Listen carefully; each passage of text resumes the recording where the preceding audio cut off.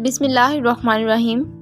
السلام علیکم ورحمۃ اللہ وبرکاتہ۔ ناظرین محترم، ذوالحجہ کے پہلے 10 دنوں کی فضیلت اور اہمیت۔ حج کے مہینے کے پہلے 10 دن ان ایام کی بڑی فضیلت ہے۔ پہلے ذوالحجہ سے لے کر 10 تاریخ تک، یعنی 1 تاریخ سے لے کر 10 اور 10 کو ہم عید مناتے ہیں۔ ذوالحجہ کے پہلے 10 دن کی فضیلت کے تعلق سے نبی اکرم صلی اللہ علیہ وآلہ وسلم فرماتے ہیں، غور سے سنیے گا، کتنی فضیلت ہے ان دنوں کی جس کو ہم آسانی اور معمولی سمجھتے ہیں۔ حدیث پاک کے الفاظ ہیں، ذوالحجہ کی ابتدائی 10 دنوں کے مقابلے میں دوسرے کوئی ایام ایسے نہیں جن میں نیک عمل اللہ کو ان دنوں سے زیادہ محبوب ہوں۔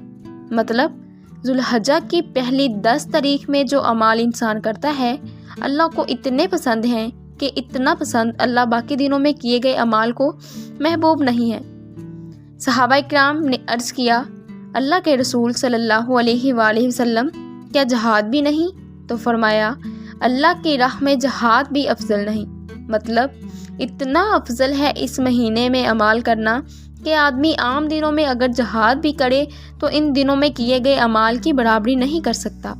ہاں، ایک آدمی اپنا مال جان لے کر نکلے اور کچھ بھی واپس لے کر نہ لوٹے، یعنی خود بھی وہاں جا کر کام آ جائے، شہید ہو جائے اور اس کا مال بھی وہیں رہ جائے، صرف یہ ایک آدمی ہے جس کی فضیلت زیادہ ہے۔ ذوالحجہ کے 10 دن وہ ہیں جن کو افضل ایام الدنیا کہا گیا ہے۔ یہ دنیا میں سب سے افضل ایام ہیں کیونکہ اللہ نے ان دنوں کی راتوں کی قسم کھائی ہے۔ اللہ نے 10 راتوں کی قسم کھائی ہے۔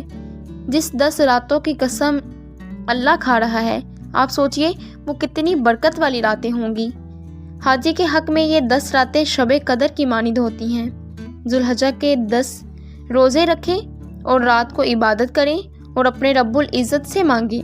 یہ اللہ تعالیٰ کی کرم نوازی ہے کہ آنے والوں کو محروم نہیں رکھا۔